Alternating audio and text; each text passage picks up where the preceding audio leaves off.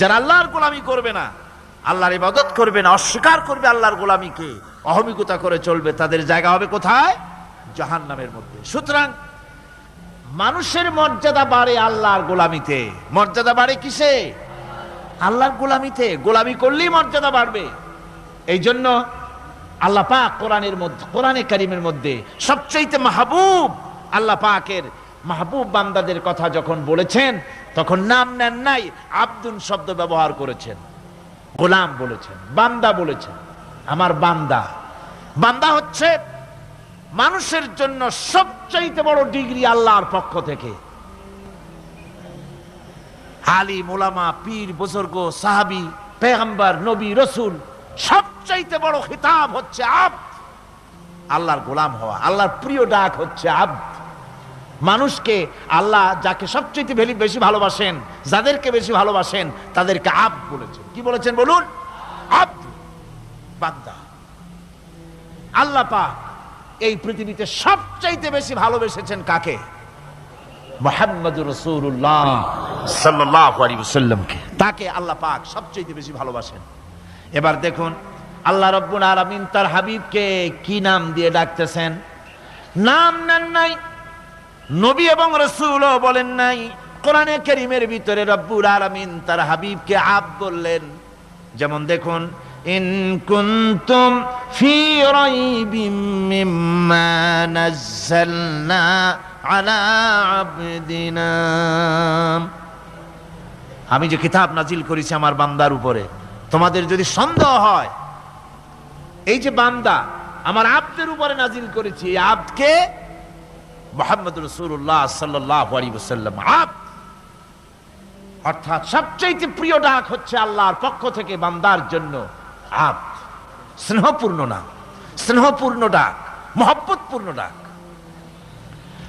অন্য আয়াতে আমরা দেখতে পাই, তাবারাকাল্লাযী নাযালাল ফুরকানা আলা আবদিহি লিয়াকুনা লিল আলামিনা নাযীরা।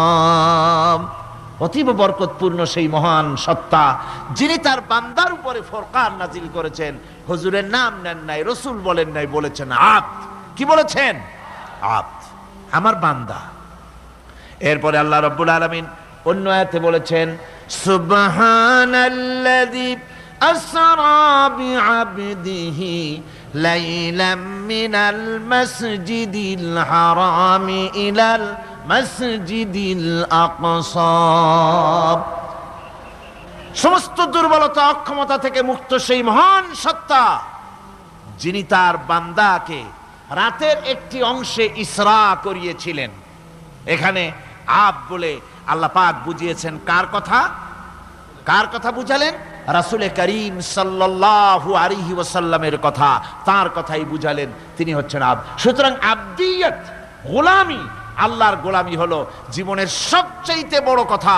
আল্লাহর গোলাম হওয়ার চাইতে বড় আর কিছু নাই পৃথিবীতে। আমরা হচ্ছে আল্লাহর গোলাম। জোরে বলেন আমরা কি? আমরা যে গোলাম, সে কথা বলতে মনে হয় কারো কারো একটু লজ্জা লাগে যে আমি চৌধুরী মানুষ বা অমুক একটা লোক, অমুক একজন সম্মানী লোক, গোলাম আমি, এটা বলা কি লজ্জার কথা। এরকম একটু মনে মনে কোনো অসুবিধা কারো হয় নাকি? জোরে কোন তো আমরা কি? কার গোলাম?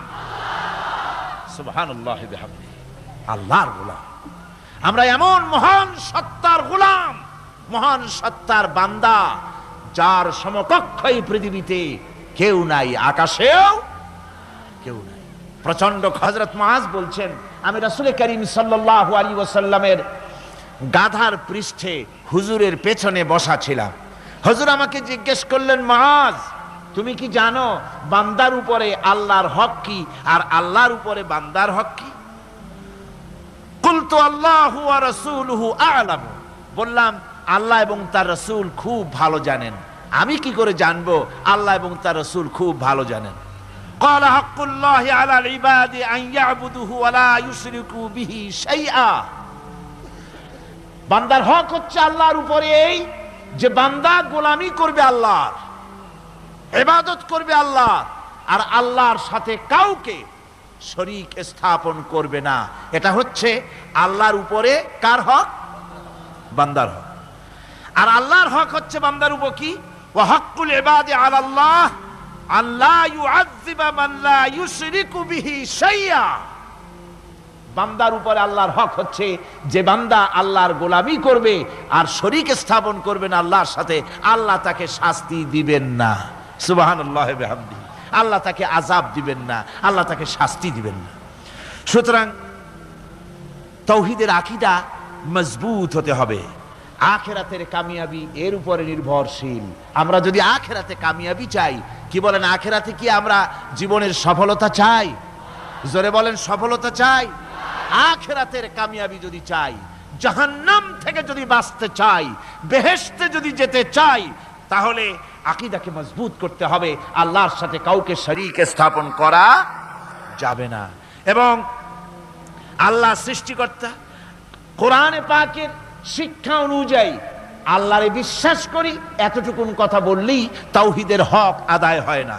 তাওহীদের হক হচ্ছে আল্লাহ পাককে সৃষ্টিকর্তা, পালনকর্তা, বিধানদাতা, রিজেক দাতা, কল্যাণদাতা সবকিছু হিসাবে মানতে হবে। কাকে? আল্লাহ পাককে। জোরে সরে বলুন, কাকে মানতে হবে? সমস্ত ক্ষমতা হচ্ছে আল্লাহ। সমস্ত ক্ষমতা কার? আল্লাহর নাম নিতে শরম করে নাকি? তাহলে জোরে সরে কোন সমস্ত ক্ষমতা কার? আল্লাহ রাব্বুল আলামিনের এত বড় ক্ষমতা, সাগরকে নগর বানাতে পারেন, নগরকে সাগর বানিয়ে দিতে পারেন, এতিমকে রাষ্ট্রের মালিক বানায় দিতে পারেন, ধনীকে গরিব বানায় দিতে পারেন, গরিবকে ধনী বানায় দিতে পারেন, মৃত্যুকে জিন্দা করতে পারেন, জিন্দাকে মৃত্যু করে দিতে পারেন, পথের লোককে ধরে প্রেসিডেন্ট বানায় দিয়া ফুলের মালা দিয়া গলা থেকে পা পর্যন্ত ভরে দিতে পারেন। আবার আল্লাহ যদি নারাজ হয়ে যান, প্রেসিডেন্টের ফুলের মালার পরিবর্তে জুতার মালা গলায় দিয়া জেলখানার মধ্যে ঢুকাইয়া দিতে পারেন। তাহলে ক্ষমতাটা কার? বিশ্বাস করেন? সমস্ত ক্ষমতার মালিক আল্লাহ। কোরআন আমাদেরকে শুধুমাত্র মাথা ঝুলে ঝুলে তেলাওয়াত এটা শিখায় না। কোরআন তেলাওয়াত করতে হবে, বুঝতে হবে, আমল করতে হবে। কোরআন শিখাচ্ছে। কে শিখাচ্ছে? কোরআন। তার মানে কে? আল্লাহ। কে শিখাচ্ছেন? আল্লাহ সুবহানাহু ওয়া তাআলা শিখাচ্ছেন। বান্দা শোনো ভালো করে। ওয়াইয়ামসাসকাল্লাহু বিদুররিন ফালা কাশিফা লাহু ইল্লা হুয়া। আল্লাহ যদি তোমার কোনো ক্ষতি সাধন করতে চান, তাহলে সেই ক্ষতি থেকে তোমাকে কেউ রক্ষা করতে পারবে না। এটা হবে ঈমান। এটা কি? এই ঈমান যদি মনের মধ্যে আসে, আপনি বিরাট শক্তিশালী বিপ্লবী শক্তিতে পরিণত হয়ে যাবেন। আপনার যদি ঈমান থাকে যে দুনিয়ার কোন গুলির